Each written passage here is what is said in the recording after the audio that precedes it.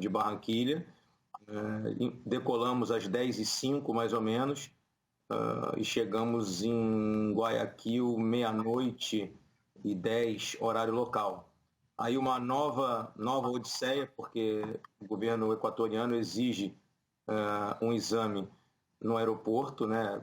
O governo equatoriano está correto, né? Na verdade, o governo equatoriano está correto ao exigir os exames, mas a gente ficou 1h30 fazendo exame. Você imagina, delegação de 53 pessoas, fazendo antígeno em 53 pessoas.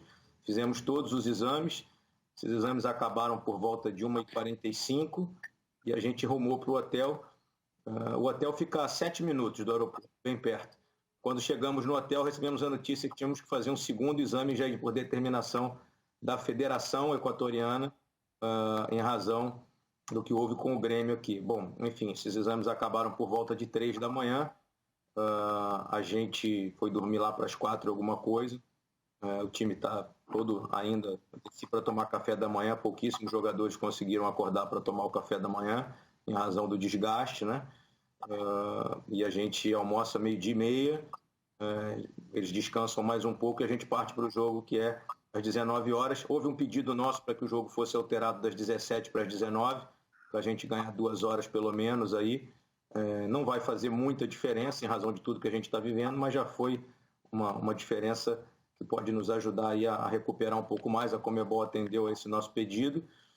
E agora a nossa previsão de volta é sair de Guayaquil 1h30 da manhã, voltar para Barranquilha, chega em Barranquilha quase 4 da manhã e deve decolar 5h30 da manhã de Barranquilha, que seria 7h30 da manhã do Brasil. Chegaríamos aí praticamente às 2 da tarde de sexta-feira para jogar a semifinal do Campeonato Carioca no domingo. O que nós estamos tentando, Rizek, já vou te devolver aí a palavra a todos vocês para perguntas, enfim, se for necessário, é que nós estamos tentando ainda, nosso departamento de logística está tentando que o avião que a gente fretou e está parado em Barranquilha possa vir nos buscar em Guayaquil e nos levar ao Brasil novamente. Se isso não acontecer, a nossa viagem de volta baterá aí, acho que entre 13 e 14 horas no total, entre voo e aeroporto. Se a gente conseguir que o avião vá nos buscar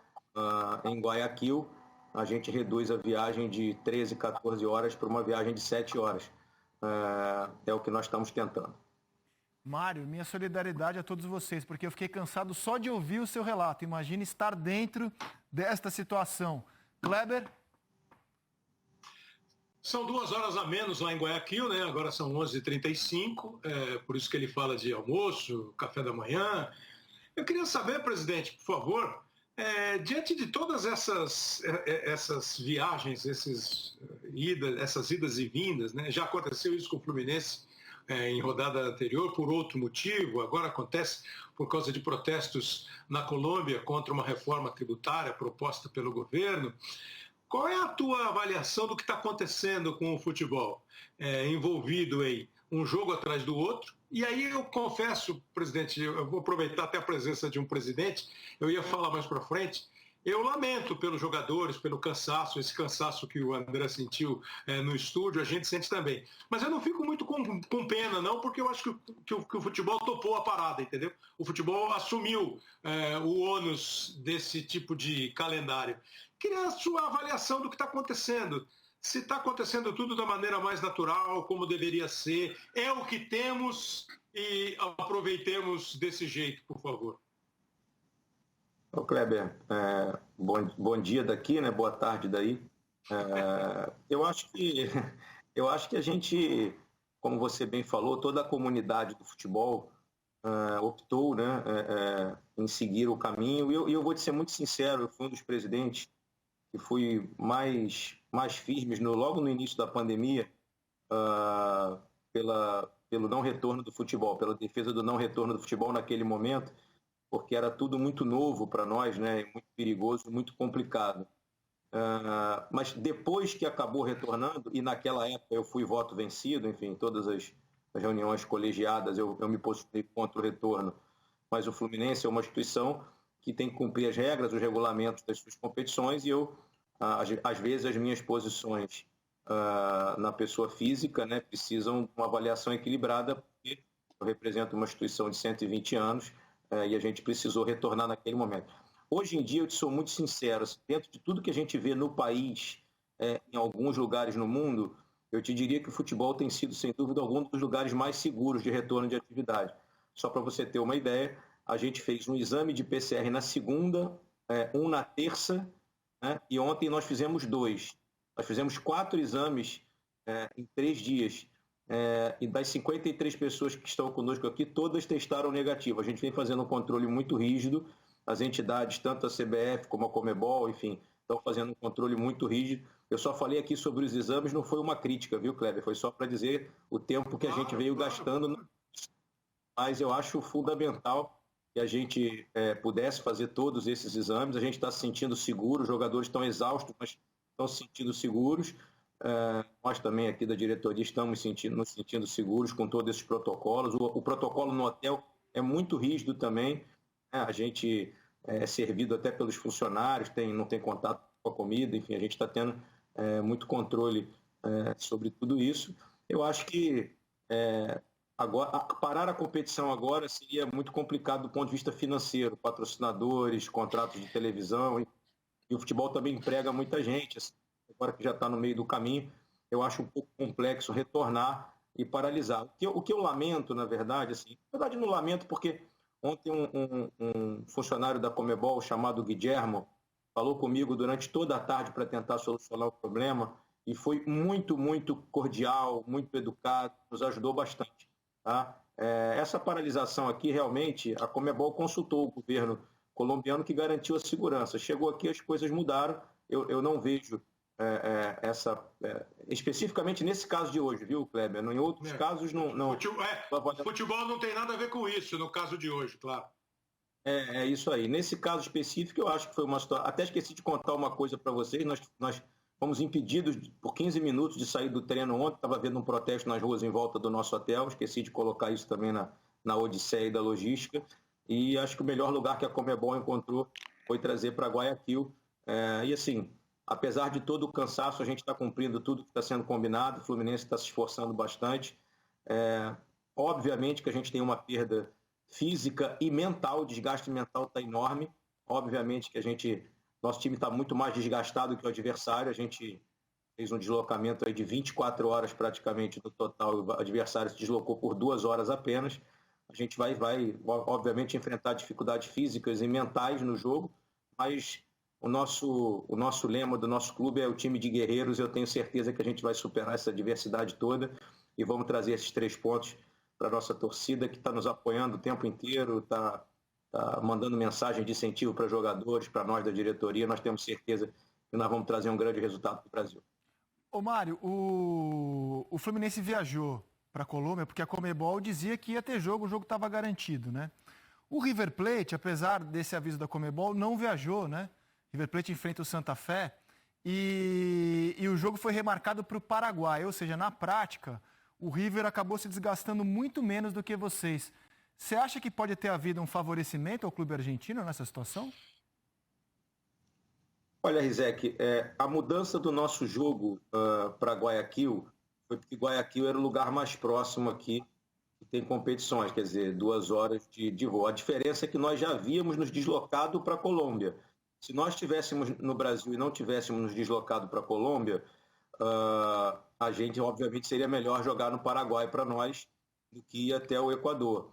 Até se aventou a possibilidade de jogar o nosso jogo para Assunção, mas aí nós teríamos que descer 5 horas para Assunção novamente e seria muito complicado para nós. A diferença, eu acho que de um caso para o outro, eu não quero fazer juízo de valor aqui, é que parece que os protestos nos locais onde o River, o Lanús e o Argentino Júnior iam jogar estavam meio que incontroláveis em Barranquilla. Quando a gente fez a consulta, os processos estavam controlados, né?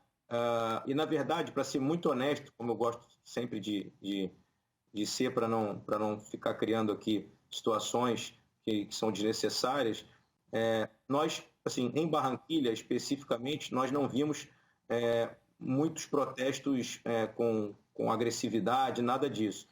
Nos pareceu muito mais uma preocupação do governo local de não ter garantias ou dar seguranças se o jogo ocorresse.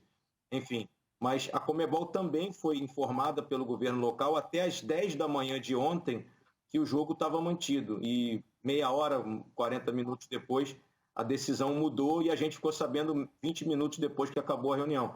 Então, assim, eu prefiro acreditar que foi uma grande coincidência, prefiro acreditar que a gente não está sendo prejudicado nessa situação do ponto de vista proposital, que estamos sendo prejudicados, eu tenho certeza que nós estamos, né?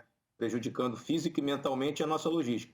Mas eu prefiro acreditar que foi uma grande coincidência e que a Conmebol, se tivesse sabendo, não deixaria a gente embarcar para a Colômbia na terça-feira. Mais uma pergunta do Serginho e uma do PC. Serginho? Bom, em primeiro lugar, bom dia, boa tarde para o presidente. A gente está em 2 fusos. E em segundo lugar, eu queria perguntar um pouco sobre o que o Roger está fazendo com relação ao psicológico, porque esse é um jogo, acabou pelo andamento do grupo, virou um jogo decisivo, né? Virou um jogo realmente muito importante, né? O Júnior se apresenta ali como um rival direto ali por uma das vagas.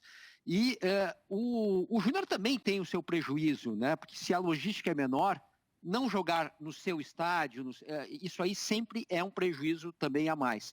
Mas eu queria entender o que o Roger está fazendo de diferente com essa situação, né? Porque não dá nem para botar pilha demais nos jogadores, porque tem que deixar descansar, mas se deixar descansar demais e desligar do jogo também não é bom. Como é que faz isso? Qual é a mágica, presidente? Bom, pergunta muito, muito boa, muito importante. O Roger tem acho que vocês conhecem bem ele, né? O Roger tem uma maneira de trabalhar muito serena, ele é uma pessoa muito equilibrada e tem uma experiência, imagine você, disputou 16 Libertadores na soma entre atleta e profissional de comissão técnica, treinador, auxiliar. Tem uma experiência de ter disputado essa competição 16 vezes. Para ser muito honesto, a gente não deixou isso chegar no grupo, viu? Assim, a gente apenas manteve a rotina do grupo, o almoço, saiu para o treino e a gente foi trabalhando aqui internamente, né? Eu estou aqui chefiando a delegação como presidente e os funcionários do clube que estão aqui conosco. A gente não deixou isso chegar no jogador, a gente só foi apresentando a logística assim que ela foi acontecendo. Eles saíram para o treino e a gente disse para eles, nós vamos embarcar hoje à noite para Guayaquil, ponto. Eles já sabiam disso, já foram totalmente focados para o treino, trabalharam lá, voltaram, a gente embarcou, e como a gente, por exemplo, essa questão que eu falei para vocês, que nós estamos tentando, a questão do avião, tudo isso, a gente já informou a eles que nós estamos lutando para tentar buscar um voo direto de saída aqui, mas o nosso ambiente é muito bom aqui, o grupo tem jogadores bastante experientes também, que já disputaram a competição, eu posso te garantir que do ponto de vista psicológico, né, assim, a gente está fazendo toda a proteção do elenco para que eles possam estar unicamente concentrados e focados na partida de hoje à noite. Mas, como eu te disse, quando eu digo desgaste físico e mental, é porque são horas dentro de avião, horas dentro de ônibus de deslocamento, os exames, que em que pese a gente já ter feito, sei lá, eu já tive Covid em dezembro, estou com anticorpo alto e tudo, mas somos obrigados a fazer todos. Eu já fiz mais ou menos uns 35 exames de PCR ao longo desses dias. Os jogadores talvez tenham feito aí mais de 60 exames. Em que pese terem feito muitos exames, é sempre chato, inconveniente, as pessoas não gostam, né? Assim, acho que ninguém gosta de fazer um exame daquele. Então, assim, quando eu digo desgaste físico e mental, é porque o desgaste do deslocamento, e dorme mal, enfim, tudo isso acaba talvez mexendo um pouco na concentração da gente. Se mexe na minha, imagina deles que tem que entrar e correr 90 minutos, 90 e poucos minutos mais tarde. Mas é o que eu te falo, a gente tem que usar isso como combustível, né? Tenho certeza que a experiência do Roger, a maneira que ele conduz a relação com o vestiário, ele vai usar isso como combustível, como algo positivo, para a gente encontrar mais força, mais energia e buscar uma vitória importante hoje. PC? Presidente, boa tarde. Eu gostaria de saber do senhor, fica muito claro que a Conmebol procura ter uma ótima relação com os clubes também querem ter uma ótima relação com a Conmebol. A palavra enfrentamento não faz parte, me parece, dessa relação. Agora, eu gostaria de saber do senhor dessa intenção da Conmebol de vacinar todos os jogadores e integrantes de comissão técnica dos clubes que disputam a Libertadores. Acho eu, vou lhe dar a minha opinião, para ser bem educado, no mínimo uma medida extremamente antipática, mas gostaria de ouvir a sua opinião a respeito. PC, boa tarde daí, bom dia daqui. Vou tentar ser breve nesse assunto. Extraoficialmente foi nos informado que isso aconteceria, que seria oferecido, não obrigado, a nossa equipe, aos funcionários nos vacinarmos. Teríamos que sair do Brasil para vacinar, porque a vacina não chegaria ao Brasil. Eu, na mesma posição que você, fui absolutamente contra. Acho antipático com o mundo, né? E especialmente seria muito antipático com o povo brasileiro, passando por tantas dificuldades nesse momento, com a dificuldade enorme de ter acesso às vacinas, e a gente que tem, como eu disse ainda há pouco, estamos com um controle enorme, possibilidade de fazer exame de 2 em 2 dias, 3 em 3 dias, extremamente seguros dentro da medida do possível, né? Ninguém está seguro com essa doença nunca, essa doença é muito traiçoeira, então pode ter certeza que o Fluminense recebeu uma informação extraoficial, prefiro não dizer de quem, mas recebemos a informação de que teríamos essa possibilidade. Extraoficialmente me manifestei imediatamente que o Fluminense não se deslocaria para fora do Brasil para vacinar seus jogadores e seus funcionários, porque eu acho que tem muitas pessoas na nossa frente que precisam e devem ser vacinadas, sejam eles profissionais de saúde, idosos, pessoas com comorbidade, né? Enfim, eu acho que a gente pode esperar, né? A maioria das pessoas que trabalham aqui são jovens atletas que não sofrem muito com os sintomas da doença, e mesmo que sofressem, seria antipático do mesmo jeito a gente se privilegiar de uma situação privada e buscar vacinação em outro país, quando as pessoas do nosso país estão sofrendo demais, com mais de 400 mil mortes. E o que eu disse para concluir, a pessoa que me falou foi, se vier a solicitação, a orientação formal, o Fluminense responderá formalmente que não sairá do país para vacinar as pessoas. Muito bem. Presidente, obrigado pelo tempinho que você disponibilizou aqui para o Seleção. Que seja um grande jogo, que você traga um belo resultado daí. Grande abraço e até a próxima. Grande abraço, Rizek, grande abraço a todos os componentes do programa. Mais uma vez, desculpa aí pelo cansaço, mas dormimos pouco. Mas acho que eu consegui atender as solicitações, as perguntas de vocês. Fiquem em paz aí, se cuidem, porque todos nós temos que continuar nos cuidando. E que o nosso Fluminense hoje faça um grande jogo representando o Brasil aqui, né? E a nossa torcida, que a nossa torcida coloque todo o pensamento positivo dela com a gente. Maravilha. Obrigado, presidente. Grande abraço e até uma próxima. Foi ótimo.